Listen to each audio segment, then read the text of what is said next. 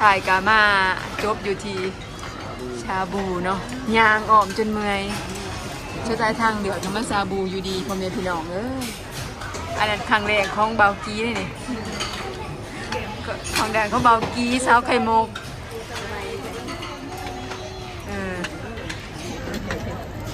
ครั้งแรกเนาะพาเพิ่นมากินชาบูก่อนเนาะดิ้งหน่อยกินอะไรแต่แบบยังสิแหละพ่อแม่พี่น้องกินแต่ซูชิคนกูอยากแห้งกูนางแง่กันนะแบบว่ามันหนาวนางแง่กันขนาด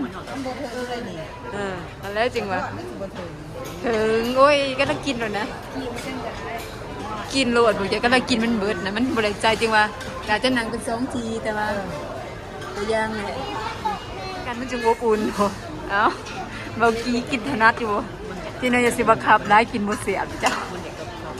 มันอยากขับพี่ทอนเป็นนางสูตรเมืองนี่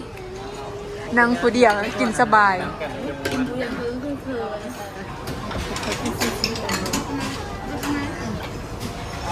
เสียวใช่ไหมเย็บมาก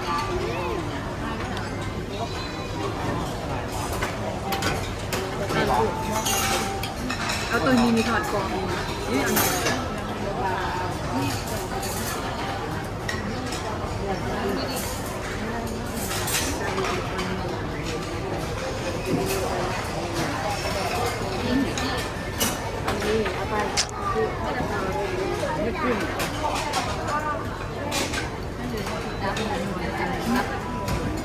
กินบอลแบ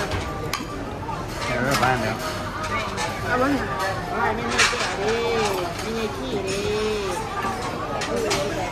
ไปที่ก็ไปยันทันนี่จะน้อยใช่มันจำว่าแก้วเป็นใช่เจ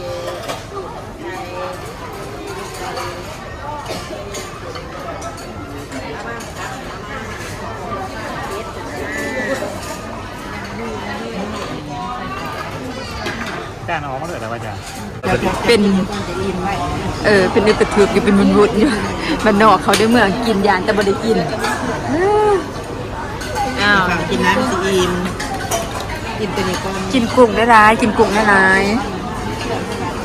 ย่ากี่มันนี่ย่าเป็นนางเอกกินสู้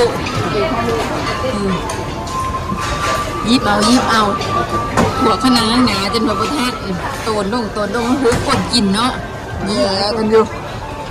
ยาไปกินอะไรก็ไม่กินพ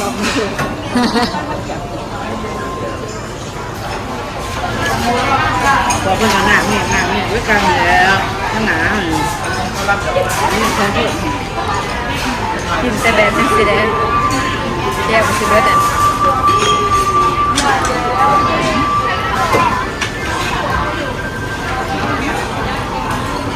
ไม่ใช่อยู่ตัวครับสิ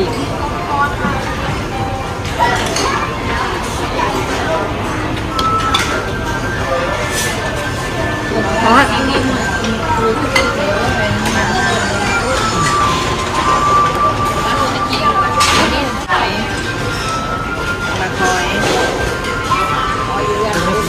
กินกุ้งได้ไม่ลงเลยป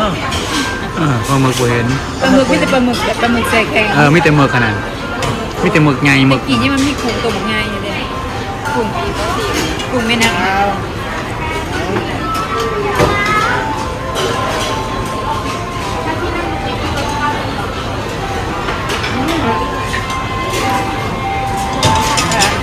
กินง่ายคนใครยังลืมเอาเขาใช้ทอดูดิทอก็หายไปน้ำมีอย่างจะกินค่ะสมๆบ่ได้ยังน้ำมะเกียงมาแล้วน้ำมีอย่างเจ้าร้านบ่มาชิดาว่าอะไรกินมาชิดาเบิดเหนือแซ่บอร่อยมาเด้อมากินน้ำกันเด้อกินต่อมันคุ้มเงินจ้ะค่ะนี่ไงเธอนะบ่มากินเลยอันนี้มีกินบ่ไหลเลยเนี่ยเคยกินบ่ไหลเลยเนี่ยกินบ่ไหลร้ายเลยแกงของรถล่องเหมือนมันโผล่แต่รถล่อง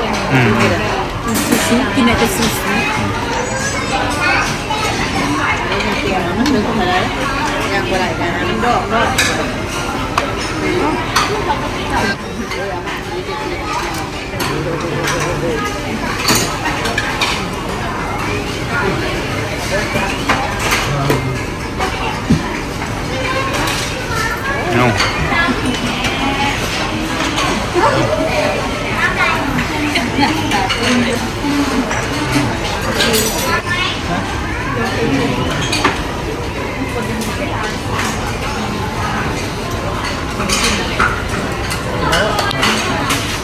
โลหนึ่งในกลุ่ม ไว้เท่าเก่าตู่ กลุ่มยังโลหนึ่งเห็นแล้วจ้ะเป็นน้ำหวานน้ำจะซื้อบ่มีต้องได้ซื้อน้ำจะซื้อ กินได้มันกลุ่มได้เบาขี้เลยเอ้าน้ำล้างหมูถาจะสุดท้ายยังเดือเก่านาทีนับถอยหลังอ่ะยังเดือเก่านาทีเพราะว่า13:12 นาทีตอนนี้13:03 นาทีเดือเก่านาทีแต่นั้นกลุ่มกินบ่หมดกับไทยเบากี้กินผู้เดียวชิมสักกันหนูผู้โยนก็โยนเอาแต่ก็บ่กินไอ้เบากินนี่จะมีเบากี้สวยแซ่บบ่กินได้เบากี้โดนได้ครั้งแรกในชีวิตนี่นี่ ใช่นะมันจะเป็นยังเปื่อนจะดิบจัง ตอนนี้ก็มาหอดเทสโก้โรตัสโอ้ยตอนนี้มาหอดเทสโก้โรตัสแล้วมาหอดนะบันชุดถ่ายเลยก็สิไปเวตลาดนัดเนาะใส่เงินไปทุกจุดเลยไป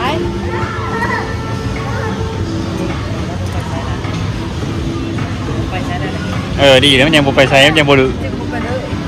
มองยังดึงไปมันก็ไกลกัน โอ้ง่ามเว้ยเกือบนี่เว้ยค่าก็เกินคู่เท่าไรปะ39 บาทบ่แม่เบอร์39แต่ว่าคู่เท่าไรวะแม่นปะหมดแล้ว ใส่เบิร์ดบนตรงมือใส่เบิร์ดดูนัดกับเบิร์ดเกี่ยง เขาก็ต้องซื้อขนมมาทอดซื้อตัวอะไร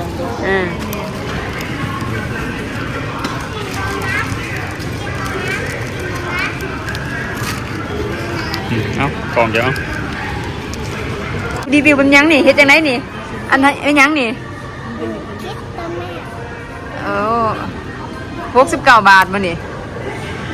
ขอบคุณเพิ่นล่ะบอกขอบคุณหน่อยติ โอ้เก่งคนหลายแฮงบ่ได้มาล้นคนมานี่หลายขนาด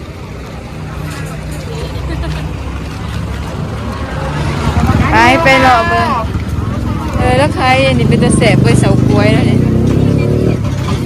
เสากล้วยนุ่มสุดมันก็มวนที่คนมันหลายเนาะอันนี้เคยกินอยู่ใส่กรอบอีสานนี่สุดกินไม่ได้บ่มาเพิ่นห้อยแจ้งฮะ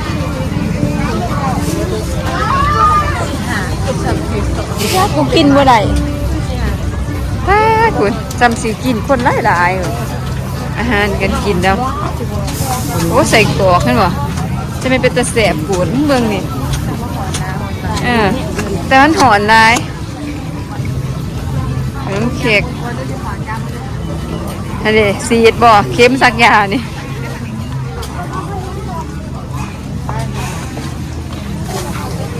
นี่ลูกชิ้นปิ้งที่บ่เคยมอกลูกชิ้นแล้ว10 บาทขนมเหรียญจะสิกินสตรอเบอรี่บ่จักหน่อยดอกมังกรเข้าไปในก่อนนี่หมากใหม่นี่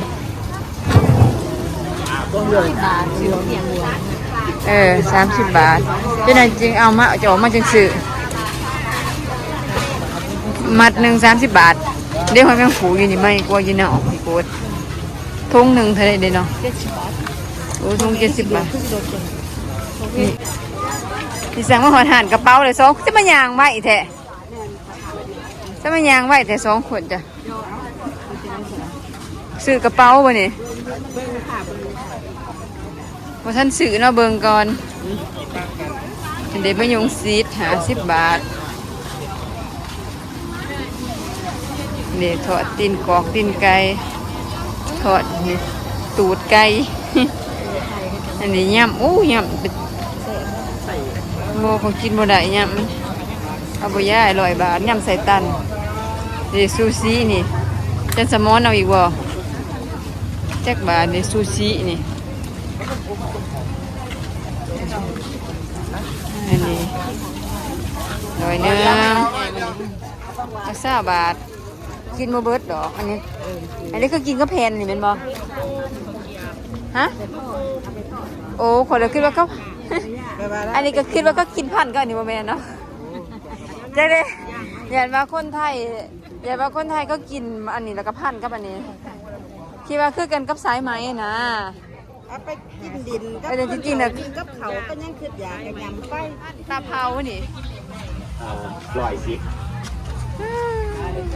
ยังไรเจ็บอีก ได้ยังแน่ได้ยังแน่จ้ะให้มกมากินมกไก่ทอดนี่อีหยัง